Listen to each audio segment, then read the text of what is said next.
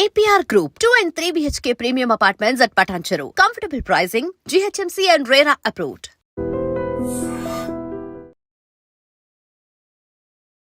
So మాతృభూమి అనగానే కేవలం మోదీకి గుళ్ళు మాత్రమే గుర్తొస్తున్నాయా? వాటిని రివైవ్ చేయాలి, వాటిని స్ట్రెంథెన్ చేయాలి, రీకన్స్ట్రక్ట్ చేయాలి. ఏ దేవాలయానికి భారత ప్రభుత్వం ₹1 ఇచ్చింది?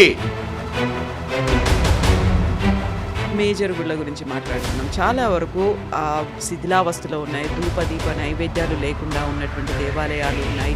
ఆ గుడి మీదే ఆధారపడినటువంటి కుటుంబాలు ఉన్నాయి. వారికి ఆర్థికంగా కూడా అందుబాటులో లేదు. దుర్మార్గుల చేతుల్లో దేవాలయాలు ఉంటే పరిస్థితి అట్టే ఉంటుంది. మోదీ ఫోకస్ అంతా దేశం కోసం, ధర్మం కోసం అన్నప్పుడు దేశం కోసం ఆయన ఏం చేశారు, ఎక్కడ ఫోకస్ మిస్ అవుతోంది అనేది కూడా క్వశ్చన్. ఈరోజు నువ్వు భారతదేశం ఈరోజు ప్రపంచంలో 4వ అతిపెద్ద ఆర్థిక వ్యవస్థ, 3వ స్థానానికి చేరబోతుంది. ఇది డెవలప్మెంట్ కాదంట.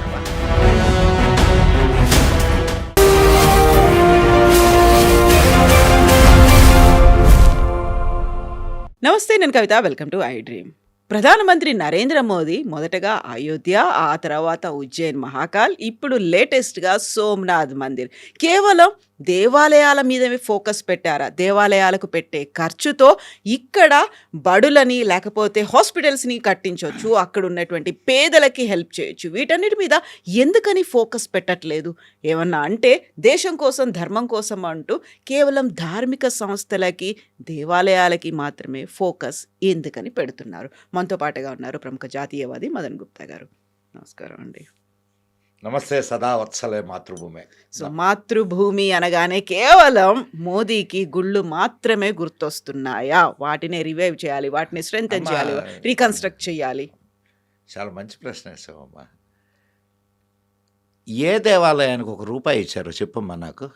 ఏ దేవాలయానికి భారత ప్రభుత్వం ₹1 ఇచ్చింది చెప్పు నాకు.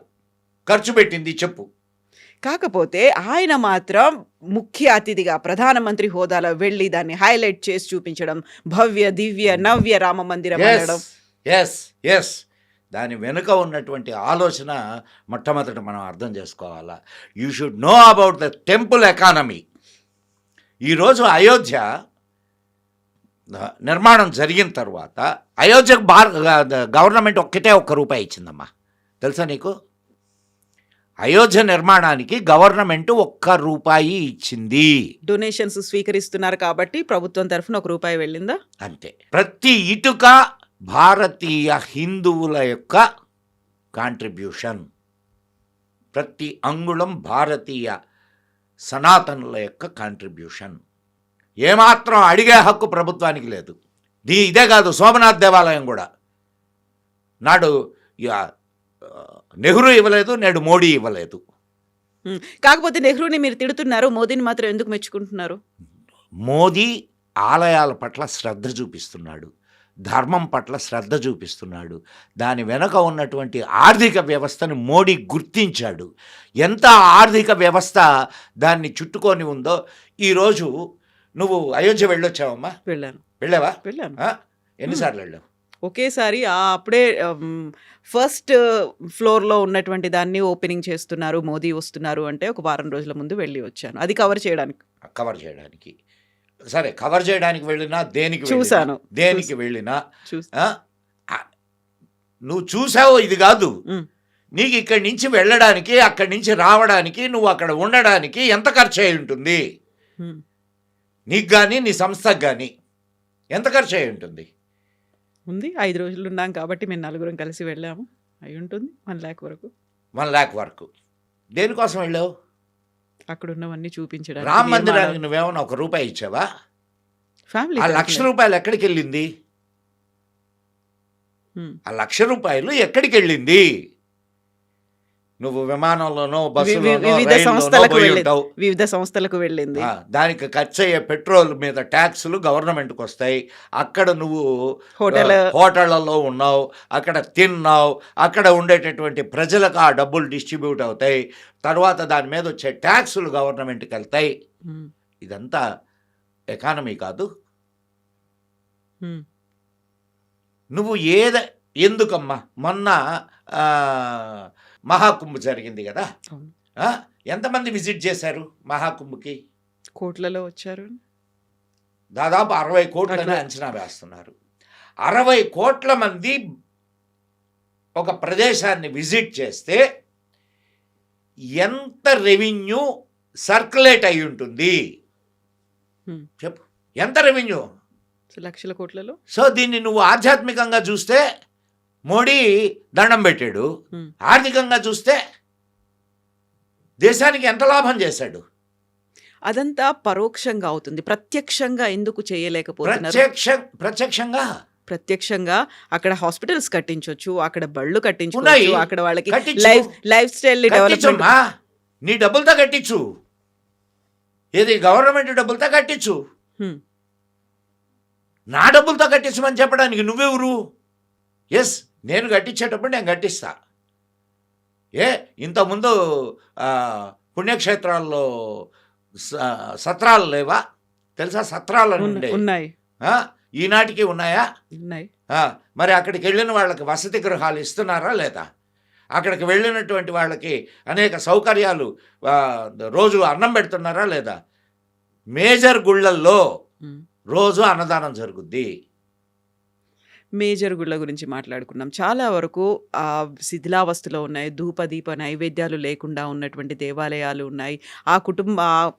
గుడి మీదే ఆధారపడినటువంటి కుటుంబాలు ఉన్నాయి. వారికి ఆర్థికంగా కూడా అందుబాటులో లేదు.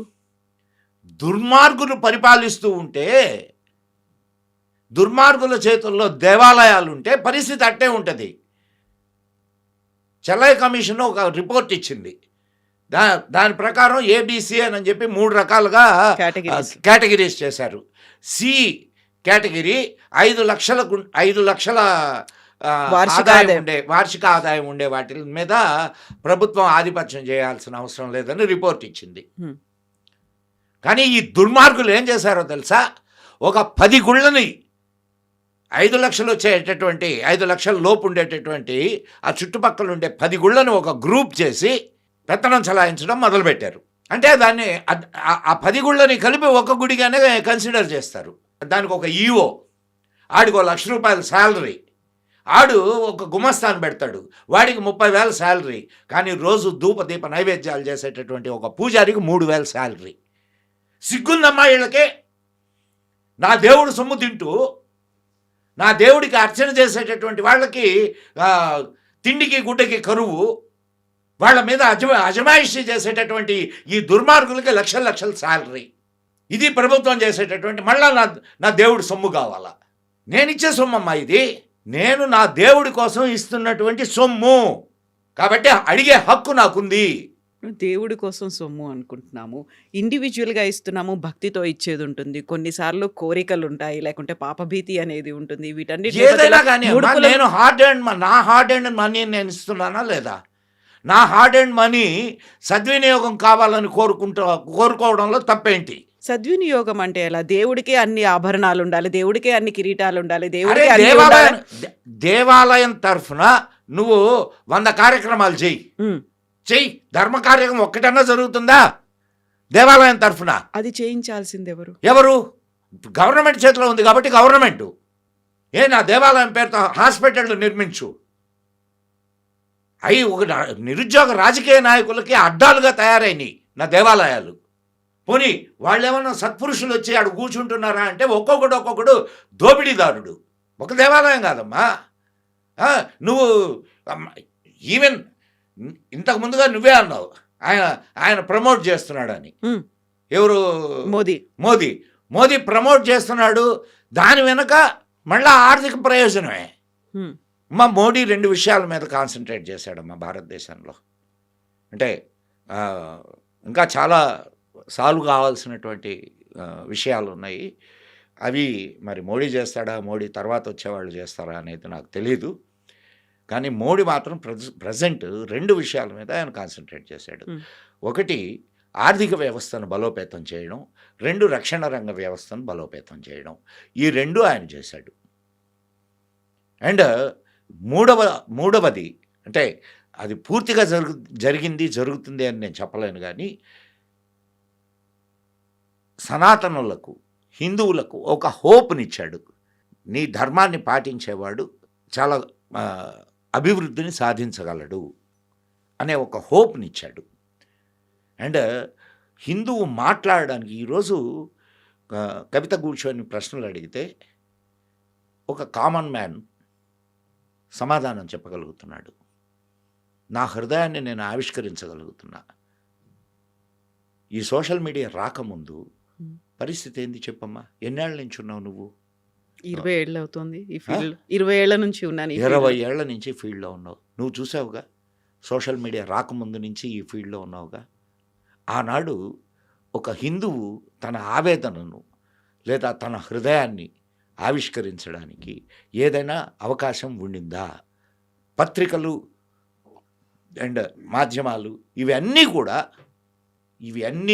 హిందూ విరోధంగానే పనిచేసినాయా లేదా? మోదీ వచ్చిన తర్వాత కంప్లీట్గా అది మారిపోయింది. అటాక్స్ అనేవి అవుతున్నాయి, మాబ్ లించింగ్లు అవుతున్నాయి, ఎక్కడ వాళ్ళ జరుగుతున్నాయి? వ్యక్తిగత మాబ్ స్వేచ్ఛ. లించింగ్ హిందువుల మీద జరుగుతున్నది. హిందువుల మీద జరుగుతున్నాయి మాబ్ లించింగ్లు. ఎక్కడో ఒకటే అరా సంఘటన జరిగింది, జరగలేదని చెప్పడంలా. కానీ మాబ్ లించింగ్లంతా హిందువుల మీద జరుగుతున్నాయి. హనుమాన్ ర్యాలీ తీస్తే రాళ్ళు పడడంలా రాళ్ళు పడుతున్నాయా లేదా? సరే, మాబ్ లించింగ్లు ఇప్పుడు మోడీ వచ్చిన తర్వాత ఉమ్, స్టేట్ని పాలించేటటువంటి ప్రభుత్వం ఎవరిదమ్మా? కాంగ్రెస్. ఈ స్టేట్ అని కాదు, ఏ స్టేట్ అయినా ఆ స్టేట్ గవర్నమెంట్దేనా? అవును. ఆ? మరి ఈ ఆ, బెంగాల్లో ఎన్ని మాబ్ లించింగ్లు జరిగినాయి? ఎవరు దానికి బాధ్యులు? ఇక్కడ రెడ్డి గారు అధికారాలు చేపట్టిన తర్వాత 16 ఆ, దేవాలయాలు మీద అటాక్స్ జరిగినాయి. నిన్నగాక మొన్న ఇక్కడే కదా అమ్మవారి విగ్రహాన్ని కాలుతో పడగొట్టి. మరి వీటికేమంటావు నువ్వు? సమాధానం లేదు. ఇది కూడా ఎక్కడో ఒక చోట జరిగిన దాన్ని ఎక్కడో ఒక చోట ఏంది? మొత్తానికి 16 సార్లు ఇక్కడే జరిగినాయి. 16 సార్లు ఇక్కడే జరిగినాయి. అయితే అంతకు ముందు కూడా హిందూ ప్రధానులు చాలా మంది ఉన్నారు. బట్ మోదీ వచ్చిన తర్వాత మాత్రమే ఒక హిందూ ధర్మం కోసం హిందూ పనిచేసే చైతన్యం మొదలైంది. ఒక దేశం హిందువు కోసం, మేల్కొనడం మొదలైంది. దేశం కోసం, ధర్మం కోసం అంటూ ఆ మిగతా వారికి సంబంధించినటువంటి ఆలోచనలు ఏవైతే ఉన్నాయో, భావజాలం ఏదైతుందో దాన్ని ఇది అనగదొక్కే హిందూ ప్రయత్నం. దేశం అమ్మా. ఇది హిందూ దేశం. ఇది హిందూ దేశం. ఇది హిందూ దేశం కాబట్టి హిందువుల ఆలోచనలు కరెక్టు. మరి నీకు నీకు నీకు నిన్ను ఇక్కడ తంతే ఏదైనా వేరే దేశానికి పోవాలా? ఏ దేశానికి పోతావు చెప్పు నువ్వు? నేను ఇక్కడ నీ దేశం అనేది భారతీయురాలని నేను ఇక్కడే ఉంటాను. ఆ? భారతీయురాలని నేను ఇక్కడే ఉంటాను. హిందువు అనే పేరుతో అంతే. మొన్న హిందువు అని చెప్పి ఫ్యాంట్లు ఇప్పి గుర్తుబట్టి కాల్చారు పహల్గాంలో. పెహల్గాంలో. మళ్ళా వాళ్ళ మీద లించింగ్లు జరుగుతున్నాయని చెప్పి నువ్వే అంటున్నావు. ఎట్లా ఇది? వాళ్ళందరూ టెర్రరిస్టులు కదా. టెర్రరిస్టులు ఒక మతానికి వ్యతిరేకంగా వర్క్ చేస్తున్నారు. అందరూ టెర్రరిస్టులు ఒక అనడానికి లేదు. మతానికి వ్యతిరేకంగా ఎవరు వర్క్ చేస్తున్నారు? బట్ అందరూ వాళ్ళే అనడానికి ఎవరు లేదు. వర్క్ చేస్తున్నారు? అక్కడి నాకు నుంచి సమాధానం చెప్పు. పాకిస్తాన్ నుంచి వచ్చినటువంటి ముస్లిం తీవ్రవాదులు, ఆ? పాకిస్తాన్ ప్రేరేపిత ముస్లిం తీవ్రవాదులు. ఇక్కడ ముస్లింలు చాలా శాంతియుతంగా ఉన్నారా? 700 పాకిస్తాన్లు ఉన్నాయి భారతదేశంలో. భారతదేశంలో 700 పాకిస్తాన్లు ఉన్నాయి. ఇక్కడ టెర్రరిస్ట్ అటాకులు జరగడం లేదా? నిన్నటికి నిన్న ఢిల్లీలో జరిగినటువంటి బాంబ్ బ్లాస్ట్లో చేసినటువంటి వ్యక్తి ఎవరు? ముస్లిం డాక్టర్.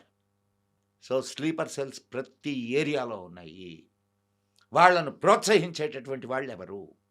వాళ్ళకి అండదండగా నిలబడుతున్న వాళ్ళు ఎవరు? ఇప్పుడు చెప్పమ్మా సమాధానం. దీనికి సమాధానాలు ఉండవు. రాజకీయంగా కూడా వాడుకుంటున్నారు అనే మాట. ఎవరు రాజకీయంగా వాడుకుంటున్నారు? Both వాళ్ళు parties. సిద్ధంగా ఉన్నారు. రాజకీయంగా వాడబడడానికి వాళ్ళు సిద్ధంగా ఉన్నారు. గంపగుత్తగా ఓట్లేస్తారు వాళ్ళు. ఇదిగో ఒక నిర్ణయం తీసుకుంటారు, అందరం కలిసి వీడికే ఓటేయాలా అనుకుంటారు. ఉమ్. కాబట్టి వాళ్ళు వీళ్ళని వాడుకుంటున్నారు, వీళ్ళు వాళ్ళని వాడుకుంటున్నారు. దాంట్లో ఇదే ఉంది. మోదీ ఫోకస్ అంతా దేశం కోసం, ధర్మం కోసం అన్నప్పుడు దేశం కోసం ఆయన ఏం చేశారు ఎక్కడ ఫోకస్ మిస్ అవుతోంది అనేది కూడా క్వశ్చన్స్ ఈరోజు వస్తున్నాయి. నువ్వు భారతదేశం ఈరోజు ప్రపంచంలో 4వ అతిపెద్ద ఆర్థిక వ్యవస్థ. 3వ స్థానానికి చేరబోతున్నాం. ఉమ్, ఓకే. ఇది డెవలప్మెంట్ కాదంటావా? ఇన్ఫ్రాస్ట్రక్చరల్గా భారతదేశంలో ఎంత ఎంత అభివృద్ధి జరిగింది? ఎన్ని కంపెనీలు భారతదేశానికి పెట్టుబడులు పెడుతూ వస్తున్నాయి?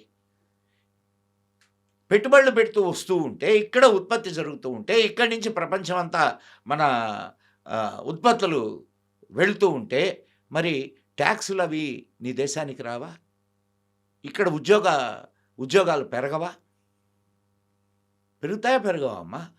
ఉమ్, మరి ఇంత అదొకటే కాకుండా నీకు తెలియదమ్మా, మా మా మేము ఎంత కళ్ళతో చూసినటువంటి వాళ్ళం.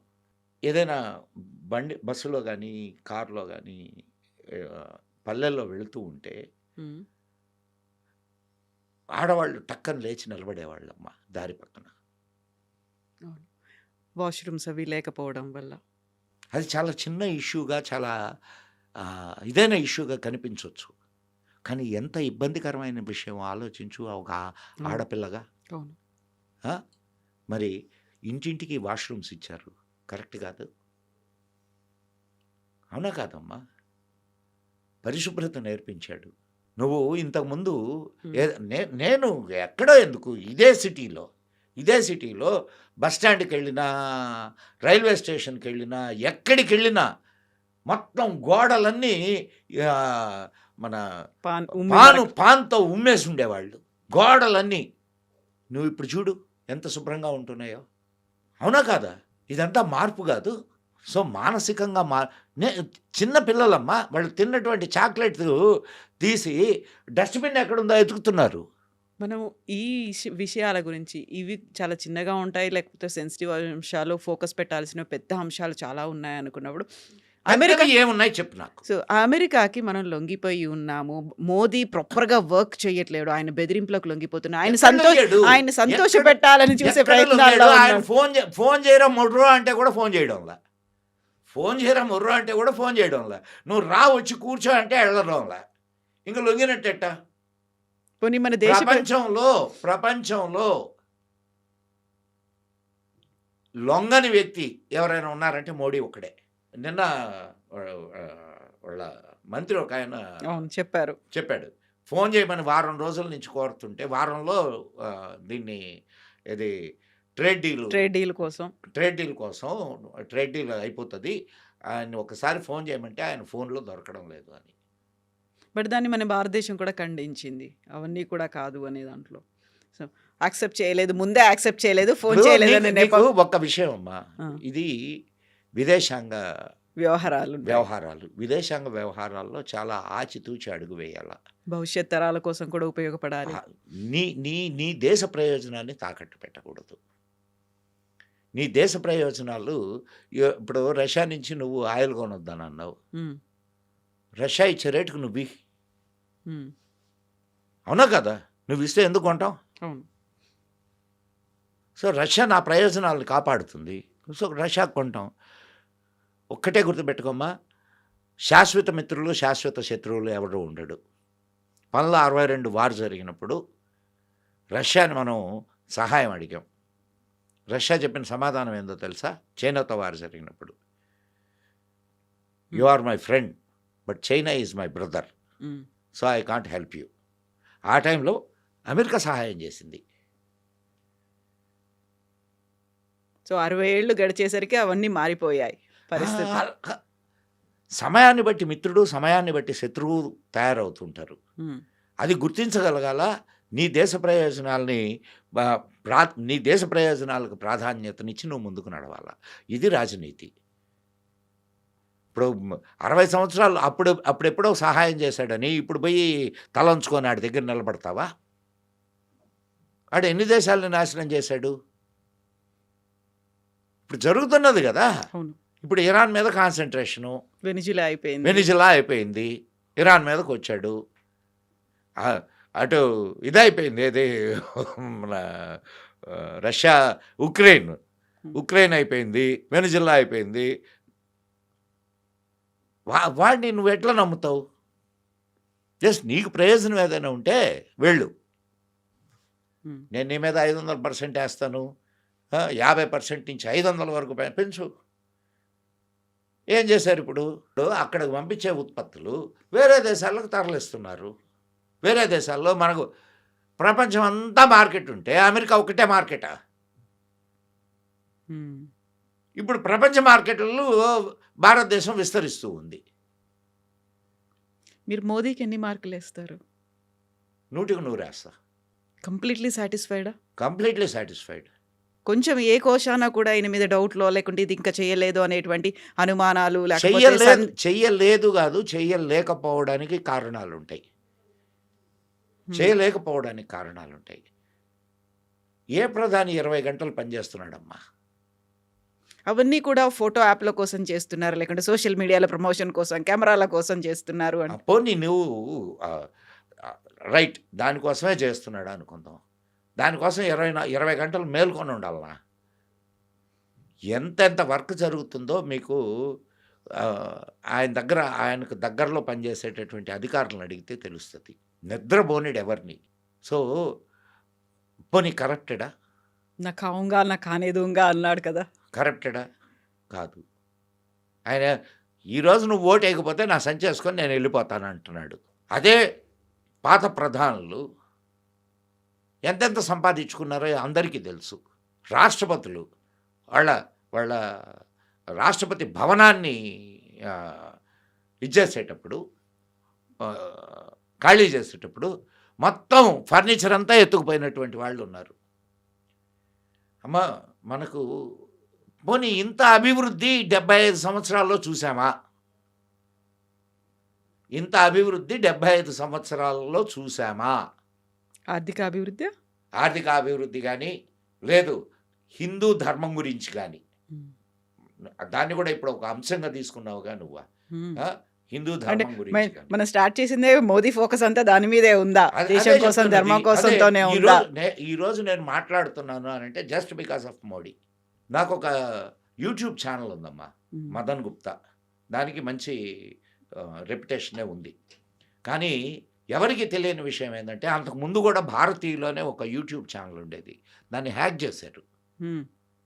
కాంగ్రెస్ హయాంలో హ్యాక్ చేశారు దాన్ని.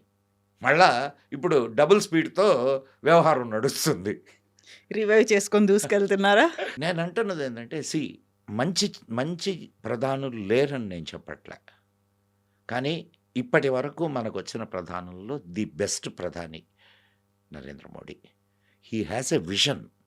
అండ్ విజన్ ఉండడం గొప్ప విషయం కాదు, కానీ విజన్కి తగ్గట్టుగా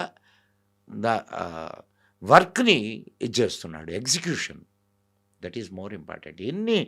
ఎన్ని మెడికల్ కాలేజెస్ వచ్చినాయి, ఎన్ని ఇంజనీరింగ్ కాలేజెస్ వచ్చినాయి, ఎన్ని ఎయిర్పోర్ట్లు వచ్చినాయి, ఎంత రోడ్స్ డెవలప్మెంట్స్ ఎంత జరుగుతున్నాయి, ఎన్ని పోర్టులు వచ్చినాయి.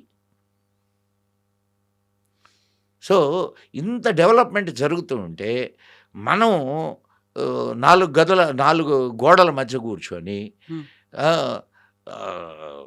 మాట్లాడుకుంటే, అంటే 4 గోడలే కాదు, సోషల్ మీడియాలో కీబోర్డ్ని యూజ్ చేసుకొని మాట్లాడేవాళ్ళు కూడా. నేను మొత్తం దేశం అంతా తిరుగుతూ ఉంటానమ్మా, తిరుగుతున్నాను. నువ్వు ఈ పాడ్కాస్ట్ చేయడానికి ఒక 10 గంటల ముందు వచ్చాను నేను హైదరాబాద్కి. అవును.